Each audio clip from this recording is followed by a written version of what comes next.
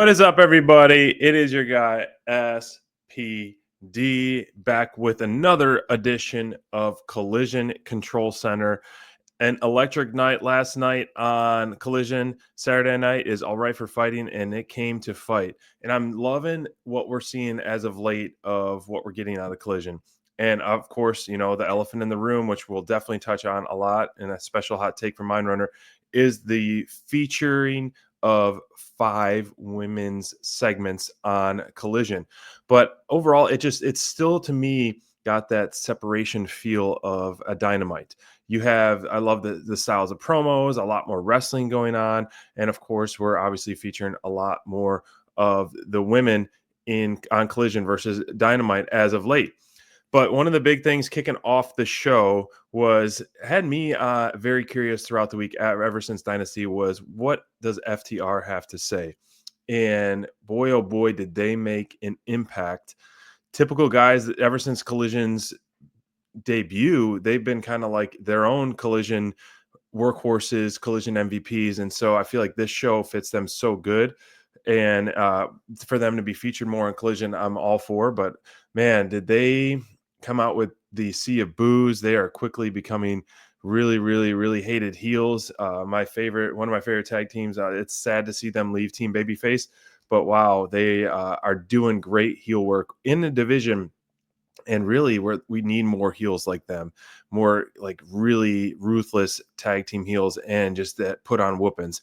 Yeah, Death Rider's been doing a pretty good job, but nothing like what we saw last night from FTR. They quickly went from 0 to 100 in terms of babyface to heel in less than a week. And wow, what they did to Cope and what they did to Daddy Magic, Garcia, and almost Tony Schiavone all throughout the show was just heel work 101 and taking it to the next level. That's how good FTR is.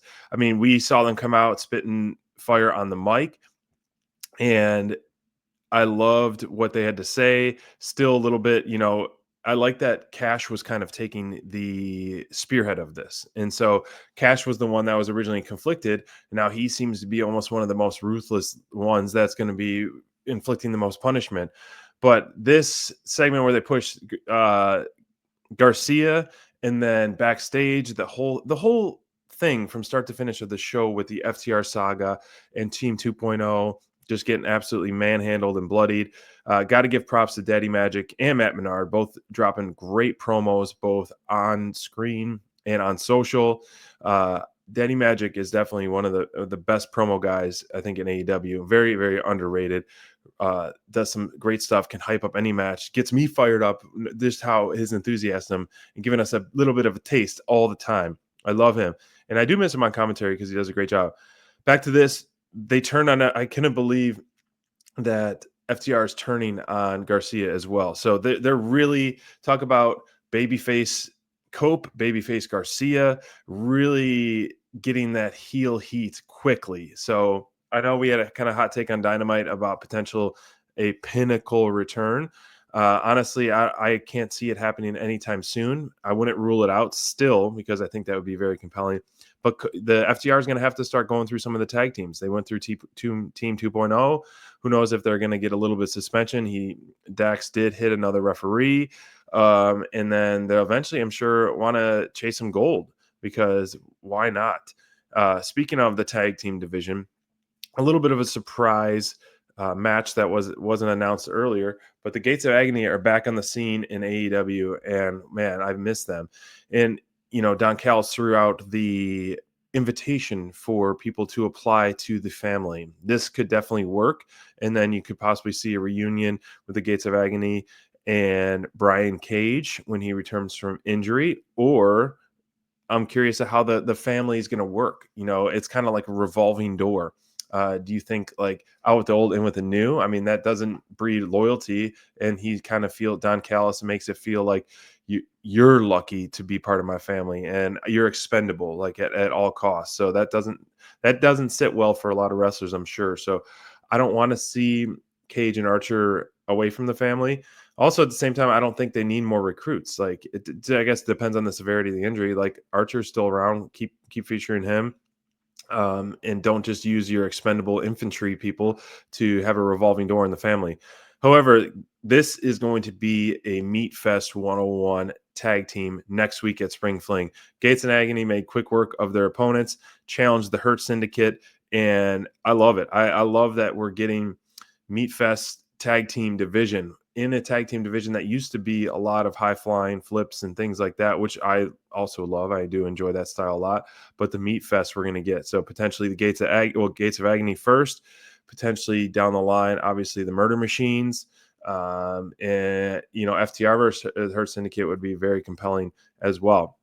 My match of the night was, of course, we'll see. What do you think? What do you think? It is going to be our guy, Kevin Knight versus AR Fox, who cannot put on a bad match. AR Fox is definitely one of those true workhorses, and loving that he's getting featured more and more in AEW because the guy can't put on a bad match. And Kevin Knight is clearly a superstar in the rising. If we had our award show, I definitely would pick him for Breakout Star of the Year. But the list of matches he's already had in AEW and what he's accomplished already in AEW, $100,000 richer, might you add, from last week, is very, very impressive. And the sky is the limit with him, as we've spoken. He can reach for the sky, boy, because of how his great athleticism. But I just love this match. I love the dynamic and chemistry between these two, and the featuring of AR Fox consistently is great because this guy is a stud and really unique style that I'm enjoying. Now let's shift our focus on the women's division. Look at this. 5 segments. When was the last time, if there was one, which I don't believe there is, 5 segments that we've had on a Dynamite show, or excuse me, an AEW show? We definitely have not had 3 matches. I think this is the first one, all for it. Just look at the division right here. I mean, all the ladies that are showing here, just incredible part, a backbone of the division. I know we have tournament matches, but the fact that our champ, Toni Storm, who is definitely the pillar of the women's division and very, very important to the women's division and rise of the women's division. I love that she almost had her own Collision control center with the graphics up above here for each one of her component or potential opponents that are left in the Owen Hart Memorial Cup tournament. And cutting mini promos on her. And of course, at the end, no one made money dressing up from a different era, to the little nod to Jamie Hayter, which, I mean, I think that could be a finals match after what we saw. Hayter and Billy Starks was the first match of the night of the tournament. And yeah, I mean, we have seen Billy on TV the last couple weeks and months, and she's just so impressive. This was, as expected, a hard hitting match and brutal match. The suplex to the outside just has me cringing just thinking about it right now, because that was an absolute brutal spot for both ladies when Hayter suplexed Billy Starks outside of the ring. But I did enjoy this match. Got plenty of time and back and forth battle, and the right person won with Jamie Hayter. But once again, as we've spoken about, when you lose a match like this, it doesn't hurt you. I think it almost benefits you more because of your spotlight and showing what you can do in the ring. And that's what Billy Starks, I think, is definitely on the rise in the women's division. Other match of the tournament, Athena versus Harley Cameron. Speaking of on the rise and benefiting from losses, Harley Cameron has picked up some recent wins as of late, featured in the tournament, from going from winless to title shot in her home country to featured consistently on AEW television because she's just that good, to potentially main eventing the biggest show of the year, being a part of the Owen Hart tournament. Even though Athena did take the victory here, Harley is starting to show some really great in-ring moves. We're seeing more move sets out of her every single week that are new and improved. But Athena, this is just a reminder of a taste of what we've been seeing in Ring of Honor that she's given us here in AEW. Just her power and her poise and her innovation is just second to none. And I'm such a fan of Athena's, and I'm really curious how this match is going to go with Mercedes Moné, the TBS champion, the belt collector herself, next week at Spring Fling, which is a huge show on paper, which I'll talk about a little bit later. But it is going to have big implications on that show, not only for becoming the longest running wrestling show on TBS and TNT network, but because of we're going to start to see the brackets shrinking smaller and smaller and smaller, who's going to make it to the finals, and so forth on both sides of the brackets there. Megan Bain, once again, another one of those who took the loss even at Dynasty, but definitely did not lose any momentum. I think momentum is even stronger behind her when she did a handicap 2-on-1 match. That was absolutely incredible. I mean, the presentation that she is getting is second to none. She is definitely a Greek goddess in top to bottom with all of her presentation, her dominance in the ring, and just absolute love watching her work. And I'm glad that they have pushed her this hard since the debut. One of the best debuts and pushes in AEW in a while, in my opinion, and in a welcomed spot in the women's division. But our guy Mind has an awesome hot take on the women's division. So right now we're going to get a hot take from our guy, Mind Runner.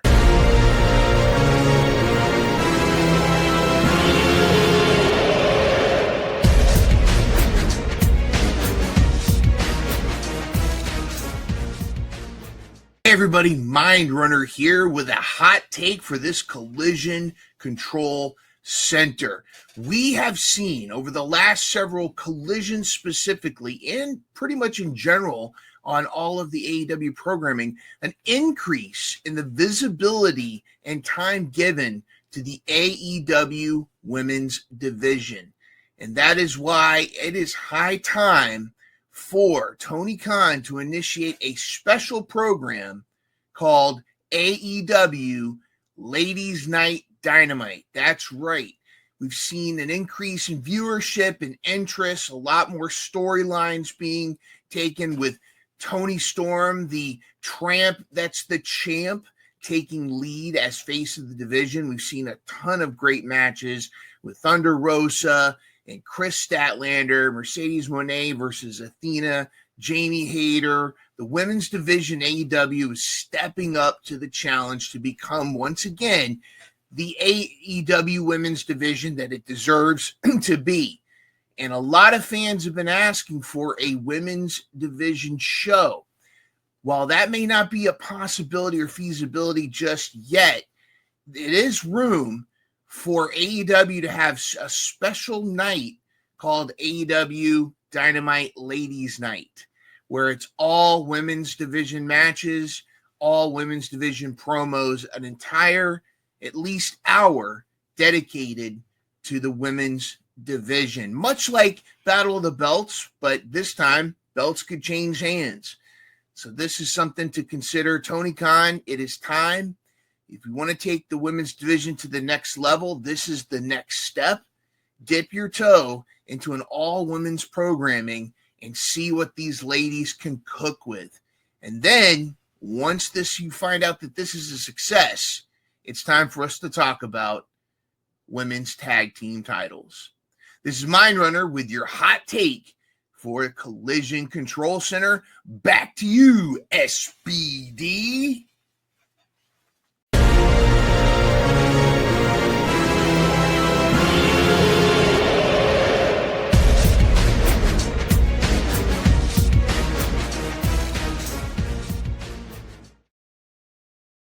Love it, man. I love the idea of a Dynamite Ladies Night. I think it's definitely a closer possibility than it isn't. And yes, you have like those specials that we've seen, Battle of the Belts and things like that. I would love for them to do a special hour like that afterwards and give it a test. Like as I mentioned before, when they split the collisions up for the basketball tournament, like an hour on Saturday, hour on Sunday, I think that would have been a good opportunity to test the waters, dip your toes in it, because this, just looking at this card right here, like this could have been a show in and amongst itself. Like you add another, maybe a tag match or whatever on that, and it could have definitely worked. I like the idea. I like it, to give us a taste. 5-tool player versus Blake Christensen, which Blake has been really impressing me a lot. I know he was one of your top picks or top performers of the night, Mind Runner, a few weeks ago, but the 5-tool player, Anthony Bowens, is over. And another thing Mind Runner was continuing to preach was the singles aspects of Bowens, wanting him to go singles, and it's paying off right now already. The crowd is behind him, especially with Billy Gunn in his corner. You can see it. Cut a nasty promo. He's got a nice arsenal of moves, and you quickly almost forget like he was a tag team specialist for a while, and now like he definitely can stand on his own as a singles guy. I love the pairing of this. He tweeted out a picture of the TNT title. I could definitely see that in his future in terms of challenging it. It's time for the main event. Now, I won't spoil it, but potential top performer guys in this graphic right here, Brody King, man, I want him to start picking up some meaningful victories because this guy is an absolute behemoth, awesome in the ring, great arsenal of moves, and just really everything about him screams like just beast and a top guy beast, really.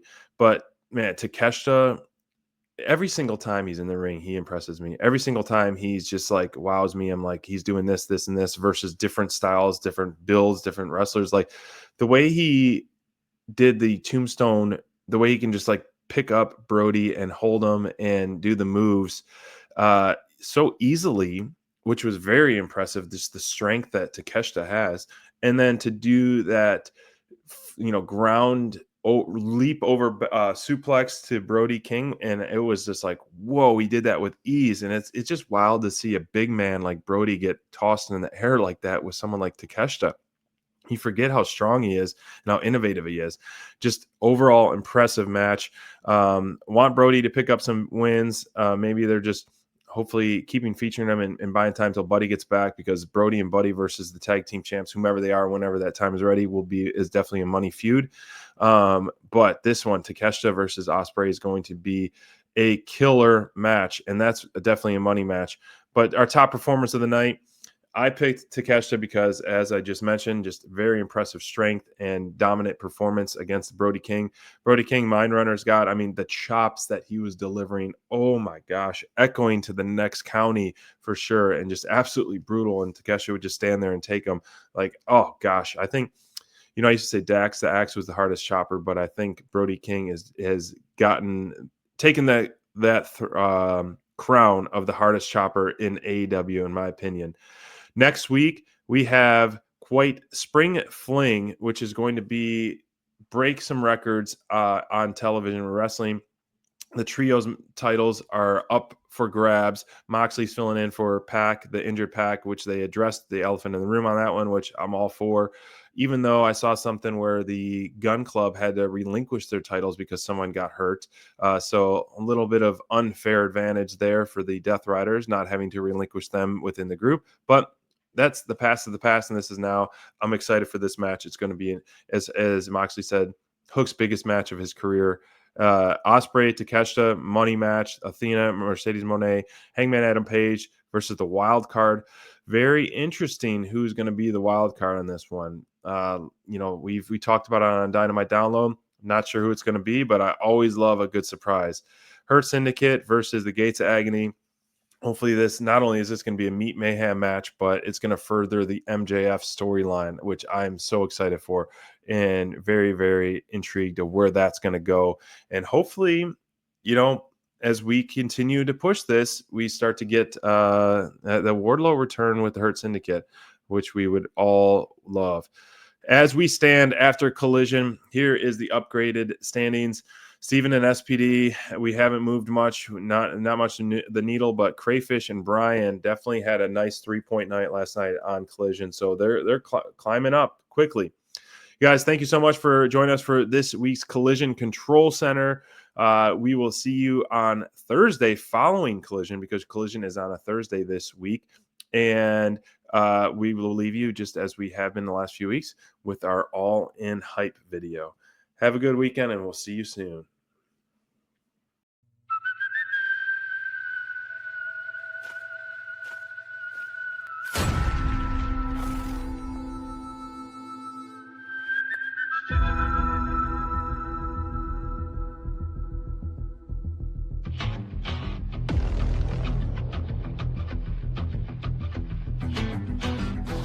I'm your huckleberry.